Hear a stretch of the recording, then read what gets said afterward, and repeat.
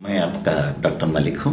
तो एक important topic बात करेंगे। तो अगर जो हमारे बीपी है, शुगर है, डिसीजेस जो है ना, वो 50% हेरिडिटरी होता है। हेरिडिटरी बोले तो वंश पारंपर्य, वंश में होता है। तो अपना फादर को होती है, मदर को होती है, ग्रैंडफादर को होती है, तो अपन को भी वो आने का वो हेरिडिटरी बोलते हैं। सो डिसीजेस कैसे होते हैं? नंबर वन, हेरिडिटरी बोले तो क्या है? तो अपने खानदान में चलते रहती है। अगर बीपी है, शुगर है, हार्ट डिसीजेस है, ओबेसिटी है, जो आपका वजन होना, ये सब थोड़े, थायराइड है, ये थोड़े प्रॉब्लम्स जो है हेरिडिटरी भी होती है। और नंबर टू है एक्वायर्ड बोले तो क्या है? तो अपने खाने में, अगर खाने में प्रॉब्लम है, नहीं तो आप जो कहाँ काम कर रहे हैं वहां पे केमिकल्स है, नहीं जहां काम के आपको बहुत रेडिएशन है, केमिकल्स है, आपका काम से भी होता है, एनवायरनमेंट से भी थोड़ा डिसीजेस आती है। और आपका खाने, अगर अच्छा खाना नहीं है, आपका खाने में थोड़ा ज्यादा जो नहीं खाना है वो है, और आप एक्सरसाइज भी नहीं कर पा रहे हैं, एक्सरसाइज नहीं हो रहा है आपसे, उससे भी थोड़े डिसीजेस आते हैं, उसको एक्वायर्ड बोलते हैं। और तीन जो होता है इडियोपैथिक बोलते हैं। इडियोपैथिक बोले तो उसका जो कारण नहीं होता है, कुछ कारण नहीं होती है, इडियोपैथिक बोलते हैं उसको। और लास्टली आइट्रोजेनिक ड्रग इंड्यूस्ड बोले तो थोड़े बीमारियां ऐसे होता है, आप कुछ दवाइयां खा रहे हैं उससे भी हो सकता है। और डॉक्टर जो दवाइयां लिखे हैं, डॉक्टर जो ट्रीटमेंट कर रहा है, उससे भी आपको एक दो प्रॉब्लम्स हो सकती है। उसको आइट्रोजेनिक और ड्रग इंड्यूस्ड बोलते हैं। ड्रग इंड्यूस्ड बीमारियां जो होते हैं, और आइट्रोजेनिक बोलते हैं उसको।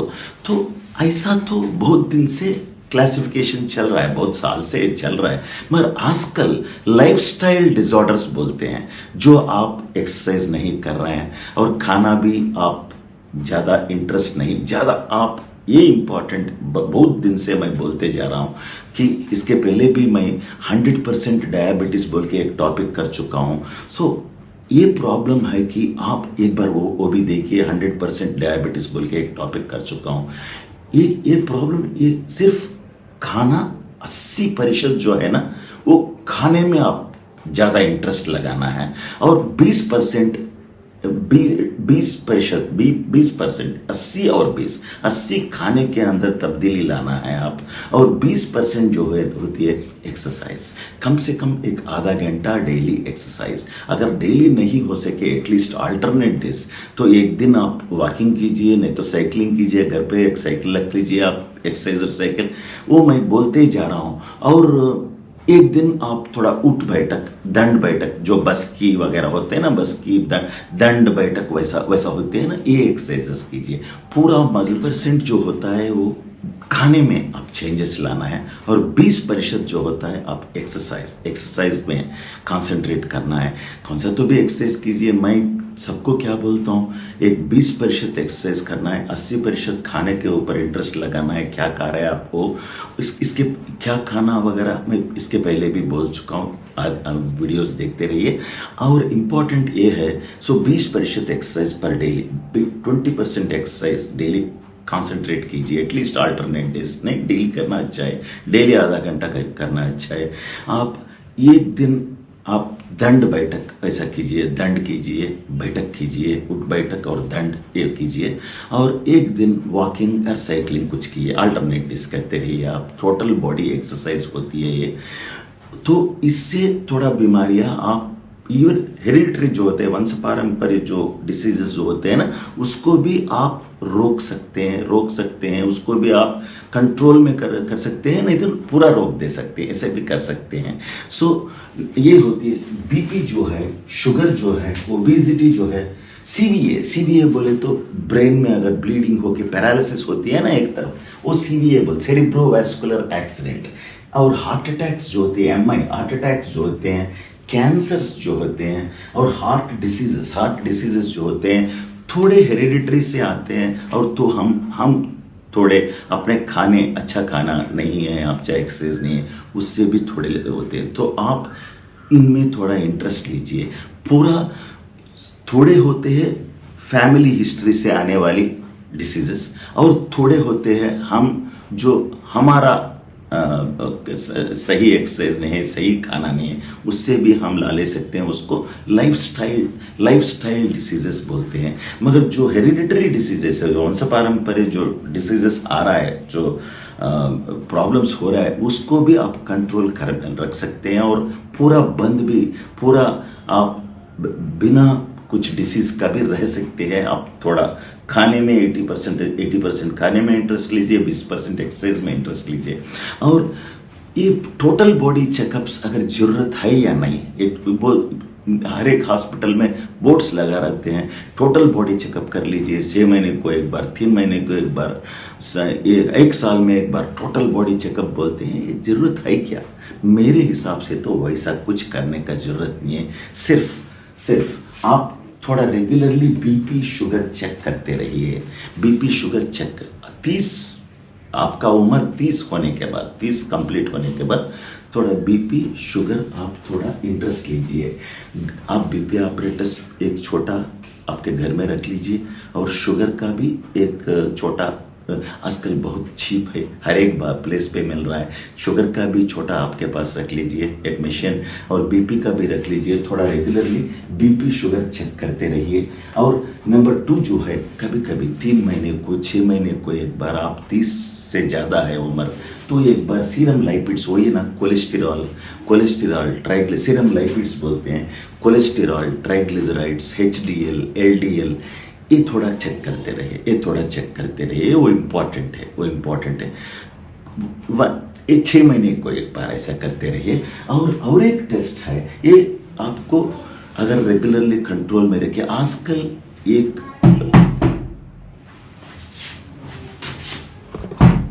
6 महीने को एक बार थोड़ा ये सीरम लाइपिड्स बोले तो कुछ नहीं, कोलेस्टेरॉल, ट्राइग्लिसराइड्स, HDL, LDL, ये आपका ब्लड में फैट की परसेंटेज, वो ये थोड़ा आप कभी कभी चेक करते रहिए। मगर इतना सीरियस मत लीजिए, क्योंकि आजकल एक सब डॉक्टर्स को पता है कि फैट्स अगर क्या खा रहे हैं आप, फैट्स से ज्यादा आप जो शुगर खा रहे हैं, कार्बोहाइड्रेट्स जो खा रहे हैं, वो ज्यादा डेंजर है। इसके पहले फैट्स बोल रहे थे, फैट्स डेंजर है, कम खा लो बोल के बोलते थे। मगर इसके पहले ऐसा होती थी कि 70% कार्बोहाइड्रेट खा लीजिए, शुगर की जो होती है कार्बोहाइड्रेट होती है ना, कार्बोहाइड्रेट खा लीजिए। 25% 70s में, जब 1970s में ये सब आपको बोला गया कि 70% शुगर कार्बोहाइड्रेट खाना है, आपको 25% प्रोटीन खाना है, 5% फैट्स खाना है। ये थोड़ा अब चेंज हो गई है, फैट्स थोड़ा ज़्यादा ले सकते हैं, कार्बोहाइड्रेट कम करना है, और प्रोटीन तो कम से कम 20 to 25%, तो कम से कम 20-25 तो प्रोटीन लेना है परसेंट। तो फैट्स थोड़ा इंक्रीज कर ले सकते हैं, कार्बोहाइड्रेट कम करना है।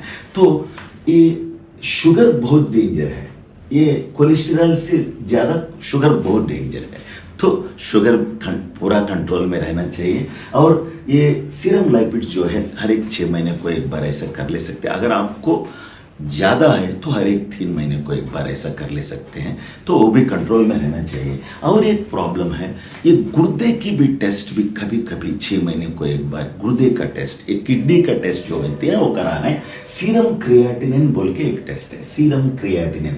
ये सीरम क्रिएटिनिन गुर्दे का टेस्ट है, अपना गुर्दे का टेस्ट है, वो भी कभी कभी एक बार 6 महीने को एक बार कराना है। आप कराए तो आपको मालूम होता है आपको गुर्दे कैसा है, क्योंकि आजकल गुर्दे खराब होके बहुत जने आ रहे हैं, गुर्दे खराब हो या बोल के बहुत जने आ रहे हैं, वो आप कंट्रोल में कर ले सकते हैं। सीरम क्रिएटिनिन सिर्फ एक ही छोटा टेस्ट है, बहुत स्मॉल ब्लड टेस्ट है, आपका गुर्दे कैसा है वो पता हो जाती है, वो भी इम्पोर्टेंट है। और जहां तक हार्ट है, जहां तक हार्ट अटैक्स वगैरह है, सो ये कैंसर्स वगैरह जो होती है ना, उसका कुछ भी आप करने का जरूरत नहीं है। आपको ओनली थिंग इज आपको थोड़ा डाउट है तो एक बार डॉक्टर के पास जाके, अगर आपको कहीं थोड़े गड्ढे वगैरह है तो डॉक्टर के पास बताना है, वो बोलते हैं क्या करना। मगर कैंसर का रेगुलर स्क्रीनिंग कुछ तो भी रेगुलर कराने का जरूरत नहीं है, वो डॉक्टर्स बोलते हैं आपको, वो अननेसेसरी आपके माइंड में रखने का जरूरत नहीं है। कैंसर्स वैसे ऑर्डिनरीली नहीं आते, उसके पहले थोड़ा सिम्टम्स भी होते हैं, आपको मालूम हो जाती है। तो आप कभी कभी डॉक्टर के पास गए तो वो बोल देते हैं वो कौन सा टेस्ट करना है, बट कैंसर्स के लिए तो रेगुलर टेस्ट करने का जरूरत नहीं वो। और हार्ट वेरी वेरी इंपॉर्टेंट। सब लोग मुझे पूछते हैं, मेरा पापा को हार्ट अटैक आई थी, मेरा ब्रदर इन लॉ को हार्ट अटैक है, मुझे भी डाउट है क्या करना है, वो इंपॉर्टेंट है। ये हार्ट है, आप सबको मालूम, ये हार्ट है, इसके पहले भी बोल चुका हूं, इसको 3 धमनियां होता है, 3 होते हैं धमनियां। ये एक धमनी होती है, ये एक धमनी होती है और ये एक धमनी होती है, इससे आपको ब्लड सप्लाई होती है। धमनी 3 धमनियां होते हैं, हार्ट को ब्लड सप्लाई करने के लिए 3 धमनियां होती हैं। और अगर इसमें अगर कोई ऐसा रुकावट आए, प्लेक बोलते हैं उसको, ये धमनी है, इसमें एक छोटा प्लेक आ जाती है, ऐसा रुकावट, ऐसा थोड़ा रुकावट आती है, ये कॉमन है। 40 उम्र क्रॉस होने के बाद 1-2 ऐसा होती है, मगर इससे कुछ ज्यादा तकलीफ नहीं होती। इसको सॉफ्ट प्लेक बोलते हैं इसको।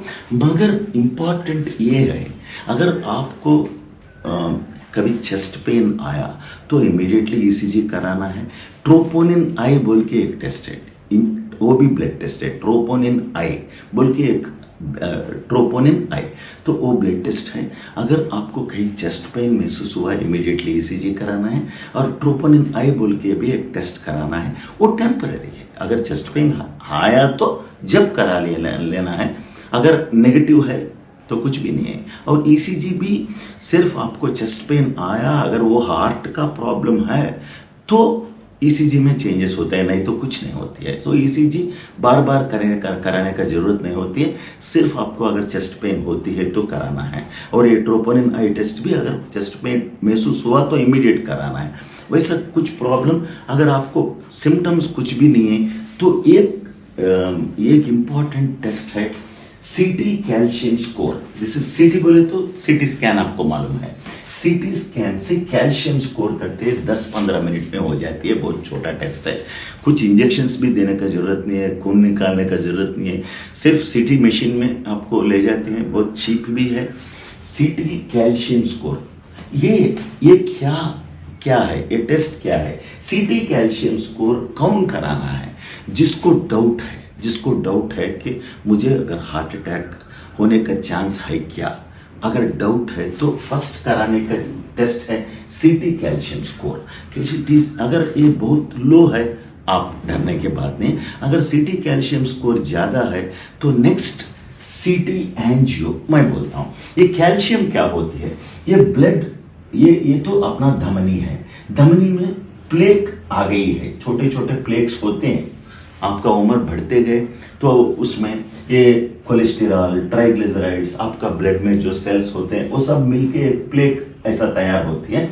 ब्लड तो जाती ही रहती है, मगर छोटा रुकावटें आते हैं, इससे कुछ नहीं होते क्योंकि ये सॉफ्ट होते हैं, बहुत नाजुक होते हैं। मगर अगर इसमें कैल्शियम आ गई, इसमें कैल्शियम डिपॉजिट हो गया, अगर इसमें कैल्शियम भी आ गई तो ये टफ हो जाती है, वो डेंजर है। सो इसमें कितना कैल्शियम है, सो यहाँ पे प्लेक जो है ना, इसमें कितना कैल्शियम जमा हो गई है, वो टेस्ट है सीटी कैल्शियम स्कोर। ये पता होने से आपको मालूम होगा कि आपको नजदीकी 1-2 साल में वैसा कुछ हार्ट अटैक होने का चांस है क्या, मालूम हो जाती है।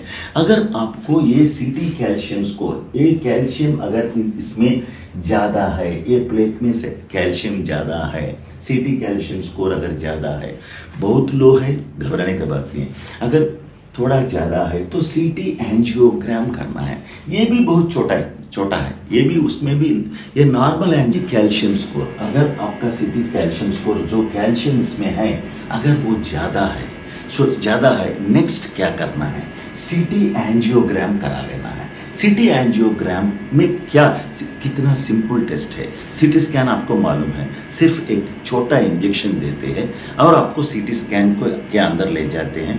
एक 15 मिनट में ये टेस्ट हो जाती है। सीटी एंजियो बोलते हैं उसको। ये सीटी एंजियो में ये 3 जो धमनियां हैं वो सब वेरी नीटली दिखते हैं। अगर कुछ ब्लॉक्स है क्या, कितना ब्लॉक है आपको पता हो जाती है। ये 3 धमनियां जो है ना, ये 3 धमनियां जो हार्ट को ब्लड सप्लाई कर रहा है, पूरा आपको पूरा क्लियर सीटी एंजियो में मालूम हो जाएगा।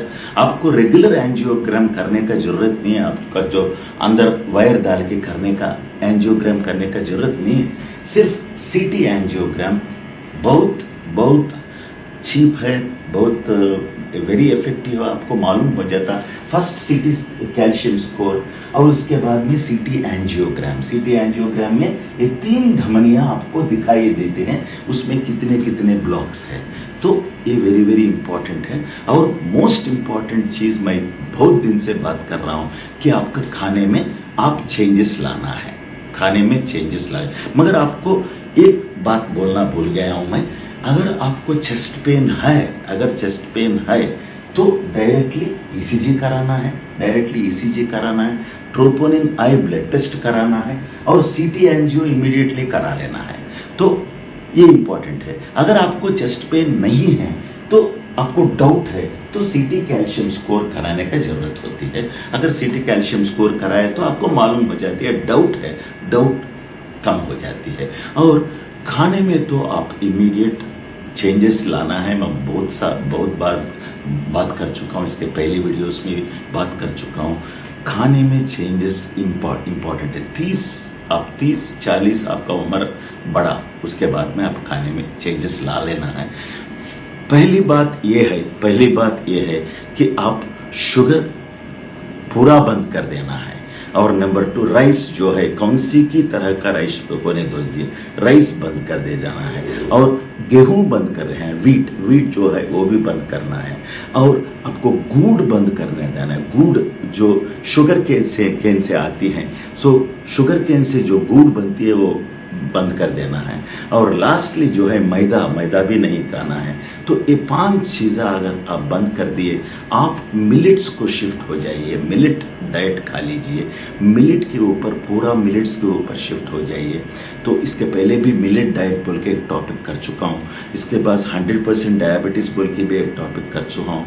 और मेरा इंट्रोडक्शन वीडियो भी एक है, क्या कर रहा हूँ मैं क्या कर रहा हूँ पूरा। मुझे कैसा हाई बीपी थी, हाई शुगर थी, और मुझे भी थायराइड हो रही थी, बहुत प्रॉब्लम्स हुए थे, बहुत वजन हो गया हूँ, 100 तक 96 तक चले गया हूँ, कैसा मैं वापस आ चुका हूँ, ये सब एक वीडियो कर चुका हूँ इंट्रोडक्शन में, थोड़ा एक बार देख लीजिए आप। और मिलेट्स के ऊपर आप ये कदन्ने जो होते हैं ना, कुटकी जो होती है, बहुत तरह का 5 तरह का जो कदन्ने होते हैं, ये बोलते हैं कि मिलेट्स बोलते हैं इंग्लिश में। वो उसके ऊपर आप डाइट शिफ्ट कर दीजिए, राइस बंद कर दीजिए, गेहूं बंद कर दीजिए, शुगर पूरा बंद कर दीजिए। सो आप बिल्कुल नॉर्मल हो जा सकते हैं और आपका हेल्थ जो है बिल्कुल नॉर्मल होती है। आपका शुगर कम हो जाती है, आपका बीपी कम हो जाती है, आपका वजन कम हो जाती है, आप बिल्कुल नॉर्मल होते हैं। ये हार्ट अटैक्स वगैरह आने का चांस नहीं रहती है। कितना जल्दी हो सके उतना जल्दी आप चेंज